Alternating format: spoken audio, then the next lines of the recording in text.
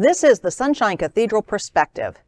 Catholic school system requires students to use pronouns assigned at birth. A Catholic school system in Massachusetts has issued a new policy that orders students to use their names and pronouns assigned at birth and to conduct themselves in a manner consistent with their biological sex. It is drawing criticism in the latest clash between religious leaders and proponents of gender and sexual fluidity. The policy will affect 21 Catholic schools and more than 5,000 students in Worcester, a city about 45 miles west of Boston, beginning in the fall semester. David Perda, the superintendent of Catholic schools for the diocese, confirmed that some Catholic schools in the diocese already had such policies in place, but individual situations had underscored a need for a single policy. The diocese noted that bullying, harassment, or other types of threats against students based on their perceived sexual orientation or gender identity will not be tolerated. However, the policy also said that students may not advocate, celebrate, or express same-sex attraction in such a way as to cause confusion or distraction in the context of Catholic school classes, activities, or events. The bishop's policy comes as the Roman Catholic Church's stance on lesbian, gay, bisexual, and transgender rights continues to frustrate and opt to confuse LGBTQ plus people, particularly as the Vatican sends mixed messages on the topic. So this school does not want children bullied or discriminated against based on sexual orientation or gender identity.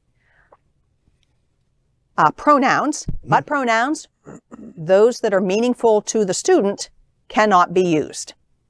I want you to take a long, hard look at who is the bully. Let's think about this for a moment. School, diocese, you're the bully. If you can't affirm people and allow them to tell you who they are, you're the bully. Yeah.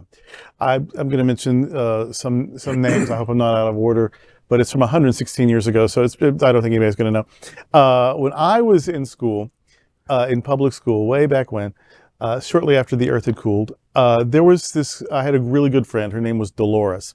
I strained to remember her name as being Dolores because she chose to go by Sissy. I don't know where that came from. She didn't have any middle name or any other kind of name that sounded like Sissy. She just wanted to be called Sissy. Until the day she died in her 40s, she was Sissy. That's how we knew her. She just made that choice, and no one thought a thing in the world about it. We don't know why you want to be Sissy, but what's it to us? Right. And so we loved us some Sissy, and that's how she lived her life. I had another friend. Her name was Colleen, but her middle name was Danette. And in the 5th grade, she just decided for that year she'd be Danette. And I guess it didn't work out for her because in the 6th grade she was Colleen again. And it just happened. Then I had another friend. Her name was Vera Delilah. And I believe now in middle age, she just goes by Vera. But when we were kids, she went by Dee Dee, like some kind of form of her middle name. And, so she was Dee Dee. And people do this. People say, this is what I want to be called. This is how I want to be known. I've known people that, they went by Nathan their whole childhood, and then suddenly at some moment in their middle age, it's like, you know what? I'm too old to be Nathan. I'm Nathaniel. I have a full long name or whatever. Yep. You get to choose how you present in the world and how you want to be known.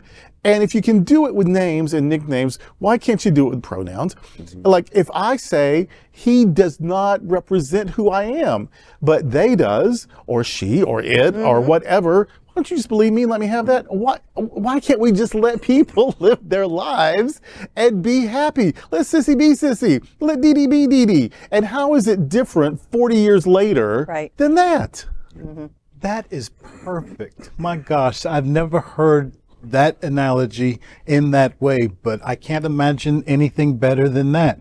Now here we've got a whole school system that's saying, not only get in the closet, let me shut the door, let me lock the door, give me my nails and my hammer, because I'm going to keep any thought of personal expression away from the rest of the world. What purpose does that give us? Nothing. It doesn't do anything positive. It simply harms that child and probably means that and the school probably wouldn't support that, but probably means that child's going to need a whole lot of therapy at some point in the future so that they can get rid of all of the demons that are now hammered and locked in that closet with them. So no, no, no. If you want to be called they, them, that's fine with me. If you want to be called he, she, that's fine with me. It is your choice. Sissy, I'm with you. Exactly. All right. There you go. I can't probably add too much to it, but my thought on this is that why not be a place of exploration and education and teaching and helping students develop their identity versus trying to legislate or policy to what you really want to be called. Wouldn't you rather be known for, I go to that school because they allow me to explore who I am Right. in a safe and Imagine healthy manner. It may be Catholic, it may be this, maybe that, but I am able. They support me. The teachers support me. The teachers provide a safe environment for me to do this. It kind of reminds me of that one school they had to take all the rainbow flags off the doors and buildings, as they even designate as a safe place Yeah. for children to come. Those days are over, and now he will have another situation, about the pronouns and being called by your birth. Come on, give me a break. I would love for them to return to that place of let's educate, and educate is a broad thing to help you explore in a manner that will be self-affirming, self-loving, and most importantly, help you define who you really want to be. Right. We often, in my prayers here at the Sunshine Cathedral, often begin with God of many names, right? Even our God has many names. And likes to be known by all of them, likes to play with them apparently. God of many names, mystery beyond our naming.